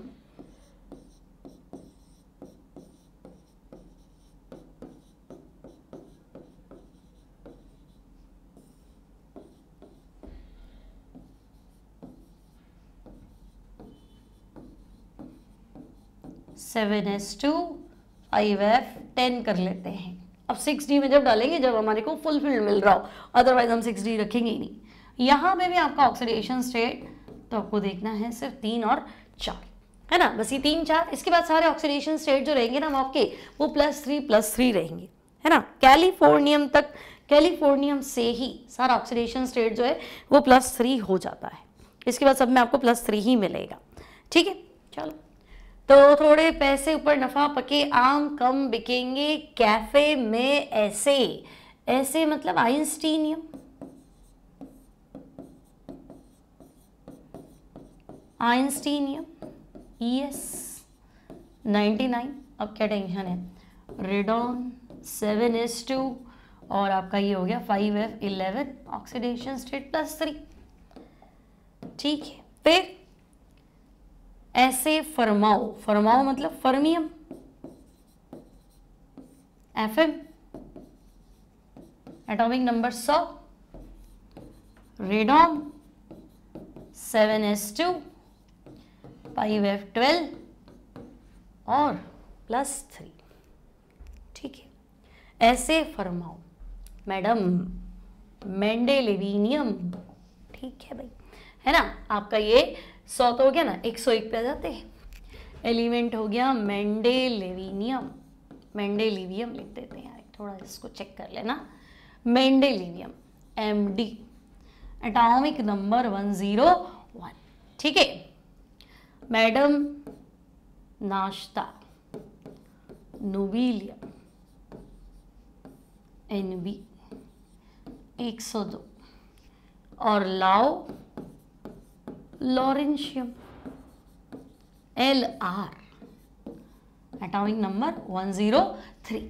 अब बोलो क्या टेंशन है ना। हमें सबका पता ही ऑक्सीडेशन स्टेट सबका 3 है और 11 हो गया, 12 हो गया तो 13 पे आ जाते हैं।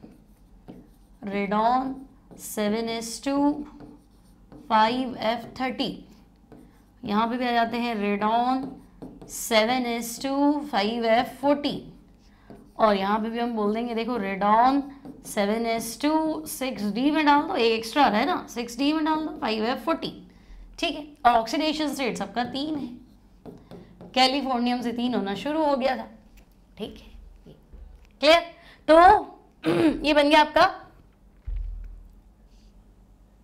नोबिलियम, हाँ NB नहीं था और नोबिलियम का NO है भाई, है ना।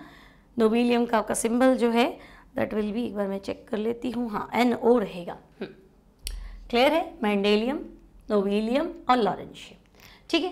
तो एक्सेप्शन आया ही कहा, तो हम कहेंगे देखो थोरियम में पहला F ब्लॉक का एलिमेंट है लेकिन इसमें F में इलेक्ट्रॉन नहीं होता है, इलेक्ट्रॉन हमको F में सीधे 2 मिलेंगे इसमें प्रोटेक्टिनियम में, है ना। तो ठीक है, थोरियम आपका नहीं। और फिर आपने रखा क्यों, तो हम कहेंगे जब ये M+3 बनाता है, जब ये थोरियम +3 बनाता है तो इसका इलेक्ट्रॉन 6d में नहीं दिखाई देता है, तब इसका इलेक्ट्रॉन F कक्षक में होता है, दैट्स व्हाई हमने इसको एक्टिनॉइड्स में रख लिया था, ठीक है। उसके बाद तो हमें दिक्कत थी नहीं, ये सेकंड एलिमेंट है तो ये F2 था, ये F3 था, ये F4 था, F5 होता नहीं है, F5 की जगह F6 होता है। तो हम कहेंगे ठीक है 5F में 5 नहीं होता है, सीरीज तो 5F है ना, तो 5F में 5 नहीं होता है, तो एक्सेप्शन है, मतलब डी जम करा दो। और जो एक बार हमने डी जम कराया उसके बाद हमने डी को भूल ही गए, सिर्फ एक हाफ फील्ड के चक्कर में हमने यहाँ लिया था क्यूरियम में, इसके बाद हमने डी भूला ही नहीं, ठीक है। फिर लास्ट में आएगा फुल फील्ड में तो रखना ही पड़ेगा, क्लियर है, समझ में आ गया। तो इसमें ज़्यादा एक्सेप्शन है नहीं, सिंपल ही चलता है। अब एक्टिनॉइड्स की कुछ खास बातें, तो अब कहेंगे देखो +3 ऑक्सीडेशन स्टेट तो हमने सब में देखी थी, फिर thorium, protactinium, uranium, neptunium, plutonium, americium, curium, berkelium, इनमें 3 के साथ साथ 4 भी थी। फिर अमरीशियम तक पहुंचे थे तो 5 और 6 भी थी, है ना। फिर कैलिफोर्नियम से घटना लग गई थी, कैलिफोर्नियम से तो आते आते वापस 3 हो गई थी, तो 6 तक पहुंचती है फिर घट जाती है। फिर लैंथेनॉइड के समान एक्टिनॉइड, ये इंपॉर्टेंट चीज़ है, बहुत ज़्यादा इंपॉर्टेंट है। लैंथेनॉइड संकुचन होता है तो एक्टिनॉइड संकुचन भी होता है। तो लैंथेनॉइड संकुचन में तो क्या था, 4F वाले जो है उनका परिरक्षण दुर्बल था, तो फिर 5F तो और पीछे हो गया ना, 4F आ गया, उसके बाद में 5S, 5P, 5D, 5F, तो 5F का परिरक्षण प्रभाव मतलब धक्का देने की जो टेंडेंसी वो तो और कम, तो इतनी कम है कि लैंथेनॉइड कॉन्ट्रैक्शन के कंपैरेटिवली एक्टिनॉइड से परिरक्षण प्रभाव और ही लगेगा ही नहीं, है ना। तो आकर्षण तो और ज्यादा हो गया था, क्योंकि वहां आप 14 इलेक्ट्रॉन अचानक से बढ़ा चुके हो, प्रोटॉन मतलब, फिर यहाँ पे संकुचित हुए वाले तत्वों में फिर 14 प्रोटॉन बढ़ा दिए तो संकुचन और ज्यादा हो गया, तो तुम्हें सिर्फ एक बात ध्यान रखनी है, जैसे लैंथेनॉइड संकुचन होता है वैसे एक्टिनॉइड संकुचन भी होता है, लेकिन एक्टिनॉइड संकुचन लैंथेनॉइड संकुचन से ज्यादा होता है, मतलब यहाँ आकार में ज्यादा कमी आती है, ठीक है। और ऐसा क्यों होता है, एक्टिनॉइड संकुचन ज्यादा क्यों होता है, तो आपको ये लाइन लिखनी है, 5f इलेक्ट्रॉन्स का नाभिकीय आवेश के दुर्बल परिरक्षण प्रभाव के कारण। मतलब नाभिकीय आवेश तो खिंच रहा है और आपने उसको काउंटर बैलेंस किया ही, आपने तो उसका परिरक्षण प्रभाव क्या किया, बिल्कुल नेग्लिजिबल है, इसलिए एक्टिनॉइड संकुचन ज्यादा होता है, एक्टिनॉइड्स और छोटे होते हैं एज कंपेयर टू लैंथेनॉइड्स। फिर हम करते क्यों नहीं कंपैरिजन, तो ये है ही रेडियो एक्टिव एलिमेंट, तो हमारे पास इतनी ज़्यादा जानकारी नहीं कि कंपाउंड्स वगैरह है नहीं हमारे पास, इसलिए, ठीक है। अब क्या खास बात है एलिमेंट्स की, एक्टिनॉइड्स की, तो देखो एक्टिनॉइड का ऐसा धन आयन जिसमें अयुग्मित इलेक्ट्रॉन है तो अनुचुंबकीय होगा, और अगर युग्मित इलेक्ट्रॉन है तो प्रतिचुंबकीय होगा। मैं सिर्फ दो एक्टिनॉइड्स को छोड़ दूं, थोरियम और अमरीशियम, तो बाकी सबकी डेंसिटी क्या होती है, हाई। ये डेटा है, आपको पढ़ना है ना। तो थोरियम और अमरीशियम के अलावा सारे एक्टिनॉइड्स के घनत्व उच्च होते हैं, एक बार पढ़ना है, वो रिटर्न नहीं बैठना है, आपके दिमाग में आ जाएगा उस टाइम। अब एक्टिनॉइड्स की क्रियाशीलता, तो तुम खुद कह रहे हो रेडियो एक्टिव है तो क्रियाशील तो बहुत ज्यादा ही होंगी, रेडियो एक्टिव मतलब स्थिर ही नहीं, और अगर वो सूक्ष्म विभाजित हो, पाउडर फॉर्म में हो तो भूल जाओ, हाईली रिएक्टिव होते हैं। अगर इन पे उबलता हुआ पानी डाल दें तो ये ऑक्साइड और हाइड्रोक्साइड दोनों बना लेते हैं। अब जैसे एल्यूमिनियम का कॉन्सेप्ट था कि एल्यूमिनियम हवा में रखते ना तो अपने चारों तरफ ऑक्साइड की लेयर बना लेता है। अब उस पर अगर मैं नाइट्रिक एसिड डालूं तो एल्यूमिनियम नाइट्रिक एसिड से रिएक्ट नहीं करता है, जबकि वो धातु है। सिमिलरली एक्टिनॉइड्स भी अपने चारों तरफ ऑक्साइड की लेयर बना लेते हैं, इसलिए नाइट्रिक एसिड डालोगे तो रिएक्ट नहीं करेंगे, HCl डालोगे तो क्लोराइड्स बनाएंगे, लेकिन नाइट्रिक एसिड से डायरेक्ट रिएक्शन नहीं करते।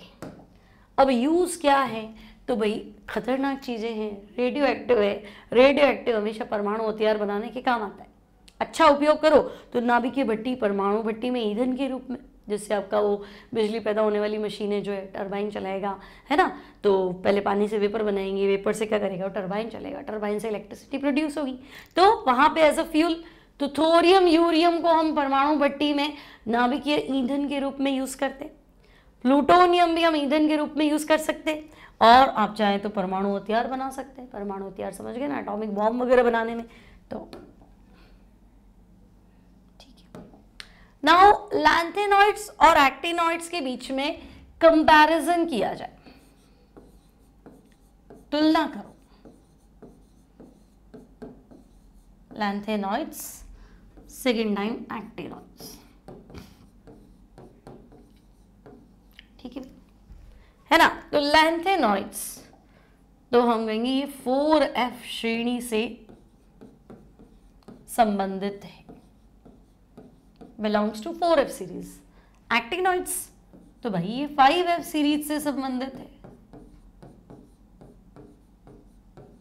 है ना, they belong to 5f series, ठीक है। लैंथेनॉइड 4f सीरीज में होता है और एक्टिनॉइड्स तो हम कहेंगे 5f सीरीज। लैंथेनॉइड छठवें आवर्त में है ना, या लैंथेनम के बाद आने वाले तत्व, लैंथेनम के बाद वाले तत्वों को लैंथेनॉइड्स बोलेंगे। एक्टिनियम के बाद आने वाले तत्वों को एक्टिनॉइड्स बोलेंगे। लैंथेनॉइड्स को आवर्त सारणी में 6th पीरियड में रखा है, इनको आवर्त सारणी में 7वें पीरियड में रखा है, ठीक है। ये छोटी मोटी तुलना है। फिर तो हम कहेंगे देखो लैंथेनॉइड संकुचन कम होता है, अभी पढ़ा था हमने। लैंथेनॉइड संकुचन एक्टिनॉइड संकुचन की अपेक्षा कम होता है, एक्टिनॉइड संकुचन से कम होता है।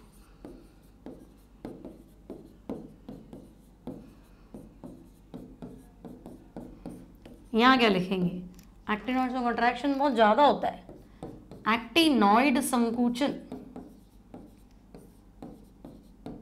एक्टिनॉइड संकुचन लैंथेनॉइड संकुचन से बड़ा होता है, ज्यादा होता है, आकार में ज्यादा कमी आती है, ठीक है, बात तो सही।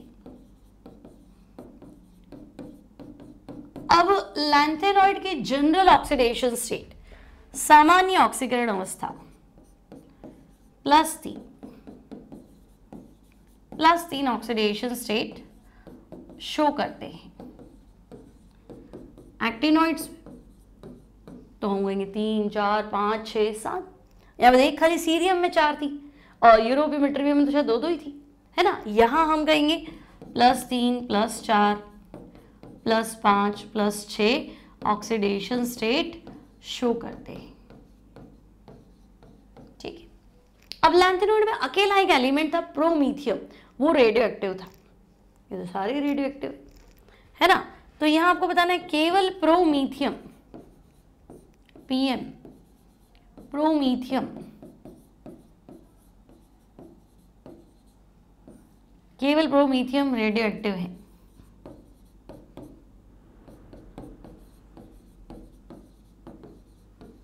है ना, यहां क्या लिख दो, ऑल आर रेडियो एक्टिव, सभी एक्टिनॉइड रेडियो एक्टिव हैं। जितने भी एक्टिनॉइड्स हैं सब के सब क्या हैं, रेडियो एक्टिव है। क्लियर है इतनी बात, कोई टेंशन नहीं, लिख सकते हैं। फिर अगर कोई अच्छा ठीक है सिमिलैरिटीज बता दो, मैंने समान, आज क्या हो गया, तुलना ही तो है, हाँ तुलना ही है ना, ठीक है। अब समानता बता दो, मेरे को लगा समानता में तुलना बता दी क्या, ठीक है। कंपैरिजन हो गया, सिमिलैरिटी बता दो। तो देखो लैंथेनॉइड एक्टिनॉइड दोनों F ब्लॉक सीरीज से संबंधित है। सिमिलैरिटी क्या है, दोनों F ब्लॉक से संबंधित है। फिर दोनों दुर्लभ मृदा धातु है। सिर्फ लैंथेनॉइड को थोड़ा ना रेयर अर्थ मेटल बोलते हैं, है ना। दोनों दुर्लभ मृदा धातु है। फिर लैंथेनॉइड संकुचन की तरह एक्टिनॉइड भी संकुचन दर्शाते हैं, है ना। लैंथेनॉइड संकुचन की तरह एक्टिनॉइड संकुचन भी होता है।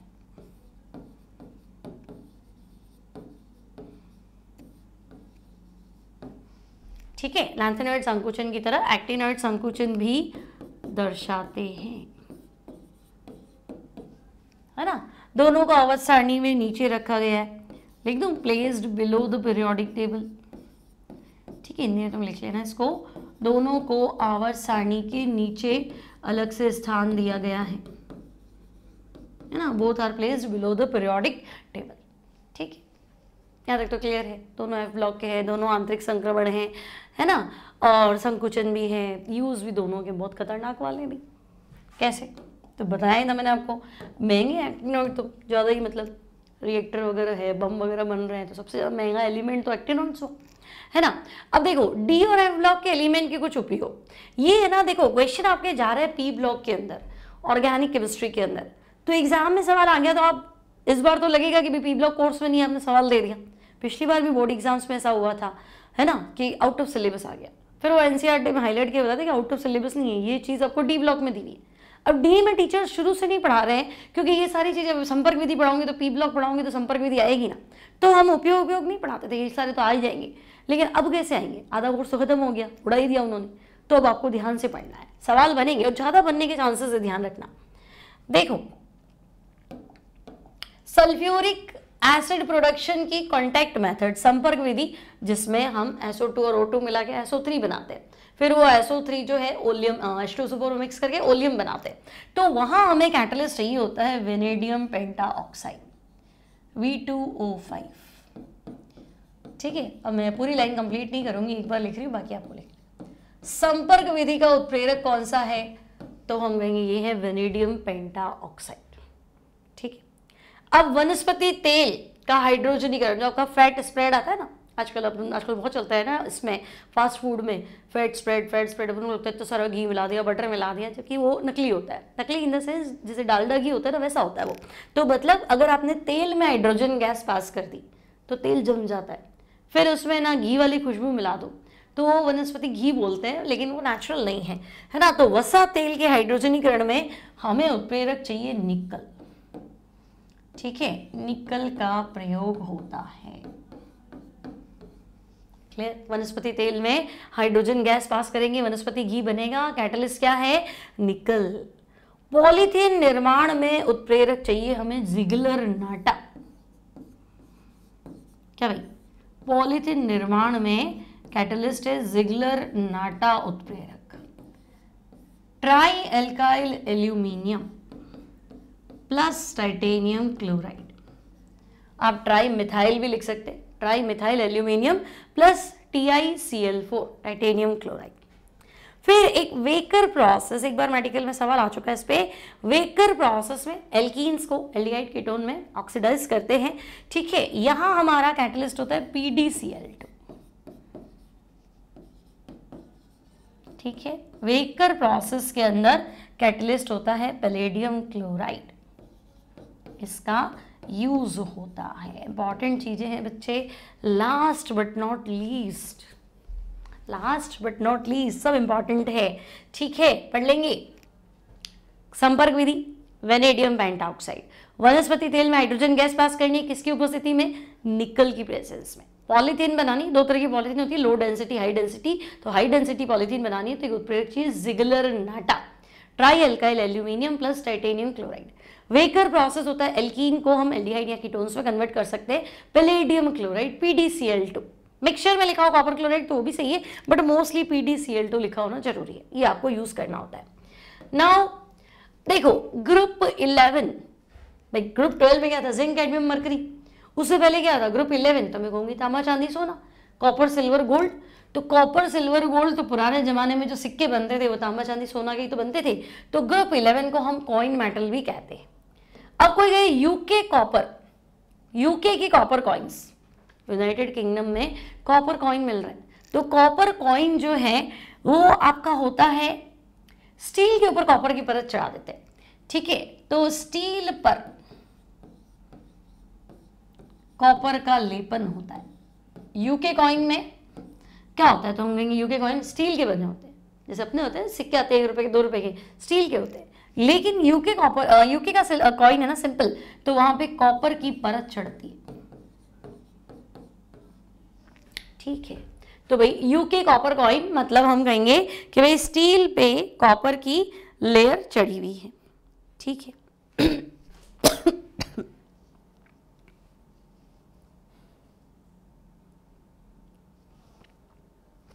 ठीक है, फिर आपसे पूछा यूके का सिल्वर कॉइन, तो उन्होंने बोला है सिल्वर कॉइन, मेरे हिसाब से सिल्वर होता नहीं इसमें, यहां होता है आपका कॉपर और निकल का मिश्र धातु। यूके सिल्वर कॉइन, कॉपर और निकल का मिक्सचर। फिर फोटोग्राफी है ना, आजकल यूज नहीं करते, पहले ब्लैक एंड व्हाइट फोटोग्राफी है ना, जो रोल निकल जाता था वो, तो उस रोल के ऊपर जो है वो लाइट सेंसिटिव पदार्थ AgBr है ना, फोटोग्राफी उद्योग में प्रकाश संवेदी AgBr का प्रयोग करते हैं, ठीक है। ये कुछ पॉइंट्स है भाई। अमोनिया निर्माण की हेबर प्रोसेस, अमोनिया निर्माण की हाबर विधि, तो बोलो हाबर विधि तो आपको पता ही है। हाबर विधि में हम क्या यूज करेंगे? तो हाबर विधि में हम उत्प्रेरक आयरन, प्रोमोटर में और होता है K2 एल्यूमिनियम ऑक्साइड है ना, लेकिन एज अ कैटलिस्ट की बात करें तो हेबर प्रोसेस में हम आयरन को यूज करते हैं, ठीक है भाई, इतनी बात क्लियर है ना। यूके कॉपर एक बार मैं चेक कर लेती हूँ बच्चों, यूके कॉपर, हाँ कॉपर निकल ही तो है, क्यों परेशान, ठीक है, कॉपर निकल ही था, है ना। ये बस इतना ही है। यहां कंप्लीट हुआ तुम्हारा डी और एफ ब्लॉक तत्व, समझ में आ गया। लास्ट में कुछ थियरी है बट पढ़ के जाना है, छोड़ के नहीं जाना इस बार। भाई पहले अगर डी एफ ब्लॉक आपके सिलेबस में 3 नंबर का था, 2 नंबर का था, 4 नंबर का था, तो इस बार नंबर बढ़ गए, है ना, 6-6 नंबर, 7-7 नंबर, अलग अलग बोर्ड की बात कर रही हूँ, सब में अलग अलग मार्किंग का है। तो 6 नंबर का सवाल वो कैसे बनाए, सारे इंपॉर्टेंट जो हर साल आते हैं वो नहीं देगा, नया ढूंढने की कोशिश करेगा, पेपर टफ कैसे बनेगा, है ना, कौन सा क्वेश्चन, कौन सा टॉपिक बच्चे छोड़ के जाएंगे। तो पक्का ये नहीं पढ़ते हैं बच्चे, और ये नहीं पढ़ेगा, ये छूटेगा, तो बस यही तो है ना, टॉपर कैसे बनेगा, टॉपर ऐसे ही तो बनेगा जो सब पढ़ के जाएगा। इसलिए लास्ट लेक्चर उल्टा ज़्यादा इंपॉर्टेंट है, उसको अच्छे से अपने नोट्स में डालो, है ना। और मैं आपको एक व्हाट्सअप नंबर डाल दूंगी लिंक के अंदर, वहाँ आप व्हाट्सअप नंबर ले लो, और अगर आपको पर्सनल नोट्स चाहिए तो आप उस व्हाट्सएप पे कॉल कर दो। हालांकि चार्जेबल है बट चार्जेस बहुत नॉमिनल है, क्योंकि टीम बैटरी तो फ्री ऑफ कॉस्ट काम करता नहीं आजकल कोई, है ना। तो आपको सेंड कर देंगे, बिल्कुल नॉमिनल कॉस्ट पे आपको सारे नोट्स भेज देंगे, इवन चैप्टर वाइज भी अवेलेबल है, तो आप उनसे ले सकते हैं। तो एक व्हाट्सएप नंबर मैं आपके डिस्क्रिप्शन बॉक्स में डाल दूँ, ठीक है। तो आई थिंक समझ में आ गया होगा आपको, कहीं कोई टेंशन है नहीं, है ना। तो अब आप इसको अच्छे से पढ़ लेना। DF ब्लॉक खत्म होती है, आपका 12th सिलेबस कंप्लीट हो गया। अब जल्दी हम लेके आएंगे वन शॉट और important question NEET point of view से भी और बोर्ड पैटर्न से भी। तो मिलती हूँ नेक्स्ट टाइम नेक्स्ट क्लास में। Till then take care, keep studying, keep practising और लाइक शेयर सब्सक्राइब।